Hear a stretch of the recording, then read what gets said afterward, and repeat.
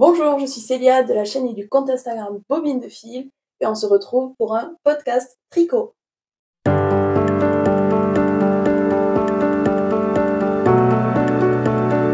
Je suis ravie de vous retrouver aujourd'hui pour parler tricot. Alors j'aimerais vous présenter les projets qui sont terminés, que je vous ai un petit peu présentés dans la précédente vidéo, mais aussi les en cours que j'ai en ce moment.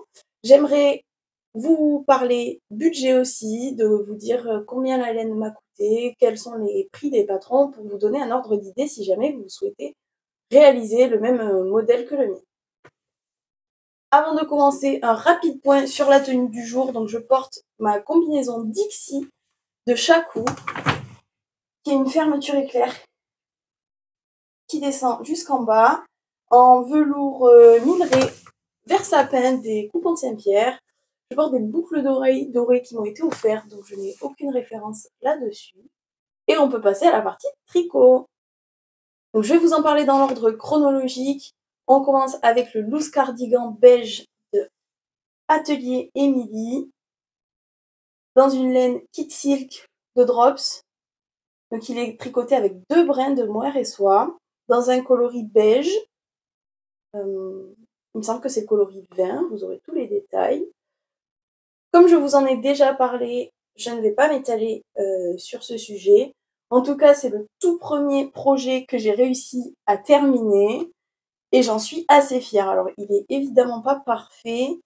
Je ne sais pas si vous voyez, il y a des petites accroches là, ici. J'ai fermé avec... Pas sûr que vous allez bien voir. J'ai bidouillé un petit peu parce qu'il y avait des trous, donc j'ai pris des fils à l'intérieur. Ça se voit pas une fois que c'est porté. Moi, je le sais, mais personne d'autre le saura à part vous et moi. Donc, le même modèle en brushed alpaca silk, toujours de Drops. Alors, toutes les laines que je vais vous présenter sont de Drops que j'ai acheté chez Boutique Calido. Donc, c'est un vermouth coloris 32 avec des boutons dorés et je l'ai tricoté en 2 brins de brushed alpaca silk. Troisième projet terminé, il s'agit du Tidal Treasure Sweater de Drops. C'est un patron qui est gratuit, avec un empiècement où il y a des décorations, je ne sais pas comment appeler ça. Alors ce sont des jetés, des mailles, 2 mailles ensemble, et ensuite la ligne texturée, si je peux appeler ça comme ça, ce sont des mailles en verre. Donc en soi, ça fait pas mal d'effets, mais c'était pas si difficile que ça à tricoter. C'était prévu, il me semble, avec un col doublé. J'ai eu un peu la flemme, donc je ne l'ai pas fait en col doublé. Je me suis arrêtée, ça doit être 5 ou 6 cm de côte. Et j'ai fait ça directement. Donc il est tricoté en baby merino et en kit silk. Je vous mettrai les coloris parce que je les ai plus en tête. Et sinon, rien de spécial concernant ce pull. Donc voilà pour ces 3 tricots. Je ne me suis pas étalée là-dessus parce que je vous en avais déjà parlé dans la précédente vidéo. On va passer à la suite. Donc j'ai tricoté aussi un châle pour une collègue à moi. On avait fait une sorte de jeu où il fallait se faire des petits cadeaux et elle m'avait offert une grosse pelote de laine. Je n'ai aucune idée de la marque ni de la référence. Au niveau de la texture, elle ressemble un petit peu à la Drops Air, une laine soufflée comme ça, qui était multicolore, et je lui ai donc tricoté le Cantaloupe Shawl, qui est toujours de Drops. C'est un patron gratuit, donc je vous mettrai une photo quelque part par là, pour que vous puissiez voir. Il a été super rapide à coudre, je l'ai tricoté en aiguille 5, il me semble, et ça m'a pris, je ne sais pas, je dirais une petite semaine, c'était très rapide. Ensuite, un projet que j'ai commencé depuis un certain temps, mais qui n'avance pas beaucoup. Il s'agit du Agnetté Cardigan de Petite Knit, qui est entièrement au point brioche. Donc, première fois que je me lance dans du point brioche, débutante que je suis, je me suis dit ça va aller, ça va bien se passer. En soi, ce n'est pas insurmontable, mais quand il faut détricoter parce qu'il y a une erreur, c'est la fin du monde. Donc j'ai appris à passer des fils de survie. C'était essentiel justement à ma survie. Donc là, les petits fils en jaune, ce sont mes fils de survie. Parce qu'il me semble, quand j'avais commencé le dos, j'avais commencé à tricoter ici. Et arrivé là, je me suis rendu compte d'une erreur. Donc j'ai essayé de détricoter un rang. Et en fait, catastrophe. Il a fallu que je redétricote jusqu'au bout. Et vu le temps que ça prend à faire des rangs en point brioche, j'étais super dégoûtée. Donc j'ai fait le dos. J'ai fait l'encolure droite. Et je suis en train de commencer l'encolure gauche. Ça prend beaucoup de temps. Et là, ces dernières semaines, je ne m'y suis pas trop penchée. Il sera pas prêt pour cette fin d'hiver, c'est sûr, mais au moins pour l'hiver prochain, j'espère. Je le tricote en aiguille 3 et la laine, c'est Baby Merino et Kid Silk, toujours de Drops. Un autre projet totalement à l'opposé, parce que j'aime bien tricoter en aiguille 4,5, je trouve que ça avance assez vite. Là, avec ce cardigan, c'était des aiguilles 3. Je trouvais le temps un peu long, mais là, je suis passée complètement à l'opposé. J'ai pris des aiguilles 9. Donc, il va falloir se projeter un peu. Du Winter Awakens, je ne sais pas comment on dit ça. C'est un pull en drop snow et en drops Fabel. Donc la Fabel est une laine variée. Sur l'intérieur, ça se voit peut-être un peu mieux. Donc c'est du bleu, des nuances de bleu, il y a un petit peu de jaune et de violet à l'intérieur.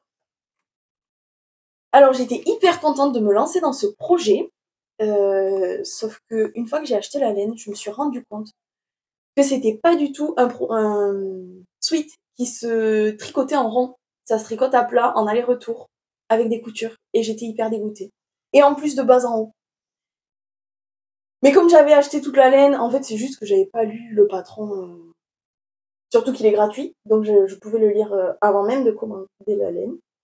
Mais tant pis pour moi, je me suis quand même lancée là-dedans. Donc, on part des côtes en bas, on fait le devant, en aller-retour, on laisse des mailles en attente pour l'épaule, on fait quelques diminutions ici pour laisser là, pour laisser pour l'épaule. On fait un dos de la même manière et ensuite on fait des manches. Donc cette manche est accrochée, l'autre manche est ici dans le bon sens, c'est mieux. Donc voilà, je me suis essayée à la couture très récemment, c'est-à-dire il y a 2 jours, 3 jours. Donc les coutures d'épaule sont franchement pas si mal. Il y en a une qui est plus serrée que l'autre parce que c'était la première couture, mais elles sont plus ou moins invisibles. Je suis assez satisfaite. La couture de l'emmanchure, un peu plus bizarre. Donc en fait, ici, je me suis trompée. Les mailles qui font des V comme ça, je les ai assemblées avec des mailles qui font des V comme ça. Je sais pas si c'est très clair. Mais en fait, j'ai fait toute cette première partie. Après, je m'en suis rendu compte. Et du coup, j'ai changé pour le reste. Donc, ça devrait se voir un petit peu. Là, c'est bien plus régulier que là. Parce qu'ici, on a des mailles qui sont dans le sens contraire. Mais avec le recul, je me suis dit, si quelqu'un arrive à voir ça sur la moitié d'une épaule d'eau pendant que je porte le pull, c'est que quand même, il est sacrément balèze. Ou alors qu'il tricote. Donc, je ne me suis pas embêtée à découdre. Je vais juste faire attention pour la prochaine manche à bien faire les V dans le bon sens. Une fois que j'aurai fini ça, il faudra que je fasse la couture sous la manche, les coutures côté, et ensuite il faudra que je reprenne les mailles qui sont en attente pour l'encolure pour pouvoir faire le col montant. Mais donc il est bientôt terminé. En plus en aiguille 9, les côtes sont en aiguille 7, mais le corps est en aiguille 9, ça monte ultra méga vite. Alors je m'étais dit au départ que je ne m'étalerais pas sur les encours et que j'en aurais que 1 ou 2 à la fois. Évidemment, ce qui devait arriver arriva. J'ai 12 milliards d'encours. Donc le suivant, aussi un patron gratuit de chez Drops, le Winter Pearl Sweater. Alors j'avais envie de m'essayer à la texture. Donc c'est un pull qui se tricote, celui-ci en rond, avec un col doublé. J'avais un peu peur de faire un col doublé. et en fait, c'est génial, ça a l'air hyper doux. En fait, ce qui me démotivait, c'était de me dire qu'il fallait que je fasse 2 fois la taille en côte pour pouvoir le replier et juste ça, c'est pas grand-chose, mais ça me démotivait un peu. Donc c'est pour ça que sur mon Tidal Trésor, je l'avais fait en col simple et là, je me suis dit: «Allez, motive-toi, essaye de faire un col double». Mais en fait, c'est super beau, très doux. Je ne l'ai pas cousu à la main, heu, j'ai pas attendu la fin pour le coudre à la main parce qu'au niveau je sais pas comment dire ça.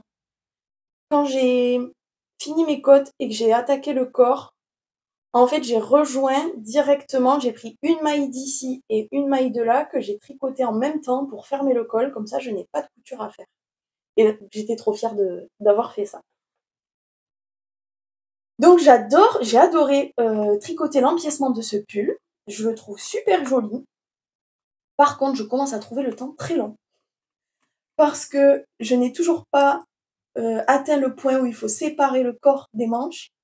Et là, je commence à avoir énormément de mailles et ça devient long. En plus, donc je tricote souvent sur ma pause méridienne au lycée et mes collègues me disent bon, on le voit pas beaucoup avancer. Alors je trouve que c'est un peu culotté de leur part, mais en effet, il avance pas beaucoup parce que il y a de plus en plus de mailles et donc c'est de plus en plus long de faire un rang. Mais j'y arrive presque, je crois que je suis à 26 ou 27 centimètres, il m'en faut 30. En fait, je pensais qu'à la fin de mes augmentations, j'allais pouvoir séparer les manches. Pareil, je n'ai pas lu le patron, j'ai pas lu la ligne suivante, quoi. Donc une fois que j'ai eu fini mes augmentations, j'ai lu la suite en me disant «Ah trop cool, c'est là où je sépare les manches». Pas du tout, il fallait que j'attende d'avoir 30 centimètres en hauteur, donc me voilà dans l'attente des 30 centimètres et je trouve le temps un petit peu long. Sinon, la laine, c'est de l'alpaga et de la kit silk. Je tricote en 4,5. Les côtes, il me semble que je les ai tricotées en 3,5. Et donc, j'espère retrouver la motivation de le tricoter une fois que j'aurai séparé le corps et les manches. Encore un pull sur lequel je me suis éparpillée. Évidemment, je n'avais pas assez d'encours comme ça. Mais le pull marin de Stéphanie Maid me faisait sacrément de l'œil. Alors elle l'a tricoté en drops bell au départ, en coton, je crois que c'est coton lin viscose, pour plutôt la demi-saison. Et elle a fait une adaptation de son tuto, parce que oui, c'est un tuto vidéo, donc gratuit, ce n'est pas un patron vraiment écrit. Et elle a fait une adaptation de son tuto pour le faire en brush d'alpaca silk. Donc j'avais acheté cette laine couleur rouille, je crois, pour essayer de me faire un cardigan. Et il me semble que je voulais le doubler. Un brin d'alpaga et un brin de brush d'alpaca silk. Donc j'avais acheté la quantité nécessaire pour faire un pull. Sauf que quand j'ai fait mon échantillon, j'ai trouvé le résultat vraiment pas terrible. Donc je l'ai tricoté en... Enfin, j'ai laissé l'alpaga de côté, il me semble. Et donc je me suis servie de ce brush d'alpaca silk qui traînait dans mon stock pour faire ce pull marin. Donc c'est le coloris 32, le coloris rouille, et je fais des rayures en coloris massepain. J'ai plus le numéro, mais je vous mettrai tout ça quelque part par là, je ne sais pas où. Il est monté super vite, c'est que du jersey, donc si les augmentations en colure V, j'ai trouvé ça un petit peu long, mais c'était franchement raisonnable comparé au Winter Pearl Sweater dont je vous ai parlé il y a 3 minutes. Donc là, ça monte hyper vite. Hier soir, devant la télé, j'ai fait 2 rayures supplémentaires. Donc j'espère que pour le prochain podcast tricot, j'aurai fini le corps et j'aurai au moins attaqué une des 2 manches. Donc il me semble qu'elle avait fait 6 rayures avant d'attaquer les côtes. J'en suis à 3. C'est plutôt pas mal. Donc je tricote, il me semble aussi en 4,5. Oui, ce sont des 4,5. Et je crois que c'est tout pour les informations que j'avais à vous donner là-dessus. Passons au dernier en cours. Cette fois-ci, ce n'est pas un pull ou un cardigan. je me suis lancée dans des chaussettes. Alors, toujours un patron gratuit de chez Drops. C'est les Sunshine Comfort. Alors, il s'est passé plein de choses avec ces chaussettes. Déjà, j'ai appris à faire le German Twisted Cast-On, que j'ai trouvé sympa, mais qui fait un peu mal au cerveau quand on n'a pas l'habitude. Donc ici, ça se voit pas très bien, parce que du fait du coloris de la laine, c'est de la Nord, toujours de chez Drops. Ce sont des côtes au début, et ensuite, donc je vous mettrai une photo du rendu, il me semble qu'elles sont jaunes sur le site, et ça se voit bien le motif. Mais donc ce sont des fausses torsades, séparées par des mailles en verre. Je trouvais ça sympa. Mais là, je commence à trouver aussi le temps long. En fait, j'ai commencé avec des aiguilles 2,5 classiques en 80 cm, en faisant la technique du Magic Loop. Je n'aime pas du tout cette technique. Alors, je l'ai faite pour les manches de mes pulls, parce que j'avais pas le choix, mais j'aime pas ça. Et en fait, sur les chaussettes, comme je voudrais que les mailles soient bien serrées pour que ce soit une chaussette qui soit pas trop détendue, quand je serre la maille, du coup, vu qu'elle se serre sur le fil et pas sur l'aiguille quand je fais le Magic Loop, bah après elle est toute petite, enfin j'arrive. J'aime pas. Voilà, je vais pas m'étaler dessus, je n'aime pas. Donc je me suis acheté des aiguilles double pointe et je préfère ça. Par contre, l'alternance de maille endroit, maille envers, jetée et maille tricotée, 3 mailles ensemble, 2 mailles ensemble, je sais plus. Sur une des aiguilles, c'est pas pratique parce qu'il faut que je passe mon fil devant, mon fil derrière, et les aiguilles entre elles, du coup, elles passent pas les unes devant les autres. C'est un petit peu long, alors que quand je fais le talon, par exemple, en jersey, ça va très vite. Donc je pense que j'aurais dû me lancer dans quelque chose d'un petit peu moins ambitieux, c'est-à-dire des chaussettes en jersey classiques. Sachant que celle-ci est ma première chaussette et qu'elle est en pause depuis à peu près un mois déjà, j'espère que si j'arrive à la finir, j'aurai le courage pour en faire une deuxième. Je les ai faites pour... Enfin, je les ai faites. J'ai fait la moitié d'une chaussette, dans le but de les porter uniquement à la maison, pour pas avoir froid aux pieds quand on est sur le canapé, pour avoir des chaussettes bien chaudes. Vous l'avez compris, c'est pas du tout pour cet hiver. J'espère que je pourrai les porter l'hiver prochain, mais une fois que je suis arrivée là... En fait, j'étais pressée de voir comment on faisait le talon, les diminutions, tout ça. C'est pour ça que j'ai tous mes marqueurs. Là, il fallait que je diminue 12 fois. D'ailleurs, j'ai eu un problème. Il fallait que je diminue 12 fois pour avoir un certain nombre de mailles. Et en fait, j'ai diminué 10 fois et j'ai eu le bon nombre de mailles. Donc, je sais pas ce qui s'est passé, si c'est une erreur de ma part. Je pense que c'est une erreur de ma part. Ou si le patron était mal calculé, ce qui m'étonne.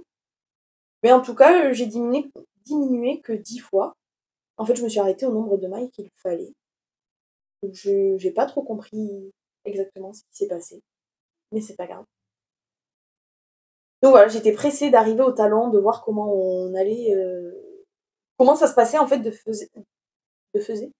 faire un talon. Et là maintenant, le motif du dessus, je commence à en avoir un petit peu marre. Mais il va falloir que je me remotive. Alors j'ai déjà une multitude d'encours, mais je pense déjà au prochain projet. Je me limite quand même, j'attends d'avoir fini mon pull marin, mon Winter Awakens, pour pouvoir les attaquer, mais j'y réfléchis. Alors ça fait un moment. J'aurais aimé utiliser ma laine Baby Merino avec le kit silk rose. Donc ce sont les coloris 5 pour la Baby Merino et 53 pour la kit silk, dans le but de faire un Whitmore cardigan de Emily Howden. Ça fait plusieurs fois que je vois ce patron passer sur Instagram et qui me fait sacrément de l'œil. J'avais peur de me lancer là-dedans au début du fait de la dentelle un petit peu sur l'empiècement, mais je me dis que si j'ai réussi à faire ce type d'empiècement, je devrais réussir à faire celui du Whitmore cardigan. De plus, je suis assidûment les vidéos de Atelier Morissette sur YouTube et sur Instagram. Et elle vient de finir son Whitmore cardigan. Je voudrais le faire en pull plutôt. Et donc ça me tente vraiment. Mais on est déjà au mois de mars et je me dis: «Est-ce que c'est vraiment judicieux que je me lance dans un pull qui sera plutôt chaud et hivernal?» Donc c'est la grande hésitation. Mais j'ai toute la quantité de laine nécessaire pour faire ce pull. Et du coup, j'hésite aussi à me lancer dans des tops plutôt printaniers, voire estivaux. Il y en a 2 qui ont retenu mon attention, qui sont toujours des modèles gratuits de chez Drops. Alors il y a le Eco Mountain. C'est un top à manches courtes avec des points ajourés sur l'empiècement ici. Il se tricote en fil Paris et il se tricote en taille 4 et 5 en aiguille. Le deuxième top, c'est plutôt un top d'été. Il s'appelle About Spring. Donc c'est un débardeur qui, lui, par contre, c'est pour ça que j'hésite, se tricote de bas en haut et surtout en aller-retour. Donc comme je vous l'ai dit tout à l'heure, ce n'est pas mon montage préféré. Donc je réfléchis et je me demande si je pourrais pas le tricoter en circulaire, donc toujours de bas en haut.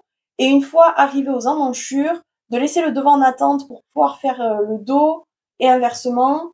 Je pense que ça peut être faisable. Donc si c'est le cas, il faudrait que je me note le nombre de mailles pour me faire un petit patron entre guillemets à la main. Si c'est le cas, je me lancerai peut-être là-dedans. Donc il se tricote en belle. Les aiguilles, ce sont des aiguilles 4. Et donc je ne suis pas encore fixée sur la couleur. Si vous avez des suggestions, n'hésitez pas. Voilà, donc cette vidéo est terminée. J'espère qu'elle vous aura plu. N'hésitez pas à me dire dans les commentaires si vous avez des suggestions et abonnez-vous pour ne rater aucune vidéo. Je vous dis à très vite et je vous souhaite de belles créations d'ici là.